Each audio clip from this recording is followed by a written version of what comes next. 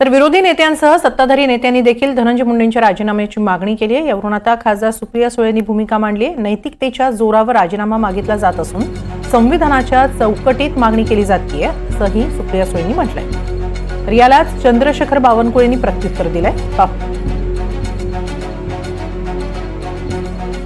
आम्ही काय मागणी करतोय, आम्ही जी मागणी करतोय आणि सगळे पक्ष त्याच्यात अजित पवारांचा जो एनसीपी अजित पवार आहे तो पण आहेच ना मागणी करण्यात राजीनाम्यात।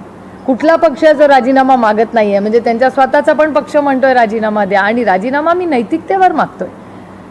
आणि लोकशाहीमध्ये त्या संविधानाच्या चौकटीतच आम्ही करतोय ना जे करतोय ते, आणि पुरावे तर सगळेच देत आहेत। रोज तुमच्या चॅनलवर एक नवीन पुरावा देतोय, अजून काय पुरावे पाहिजे?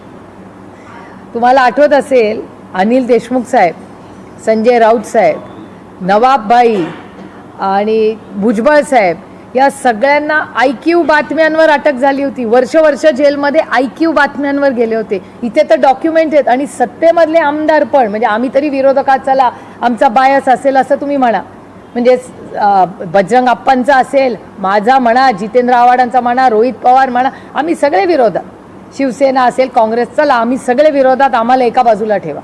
पण सत्तेमधले तिन्ही पक्षाचे लोक म्हणतायत ना।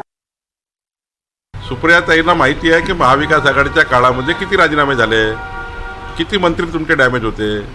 त्यामुळे सुप्रियाताई जरा थोड्या काही दिवस स्वस्त बसलं पाहिजे, त्यांनी सरकारचं काम वगैरे बघितलं पाहिजे। अजून नवीन सरकार आहे, 1-2 महिने झाले आहे सरकारला, जरा आमचं काम बघा, चांगला काम पुढं होईल। मी एकच सांगेल, एक दिवस असा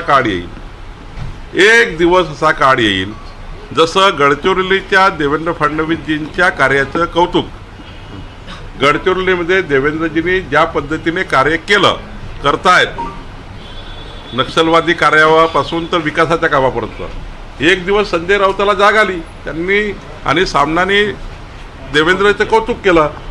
सुप्रियाताईसुद्धा काही दिवसामध्ये सरकारचं कौतुक करतील, एवढं चांगलं काम आपलं सरकार करणार आहे। काही दिवस सुप्रियाताईंनी वाट बघावा।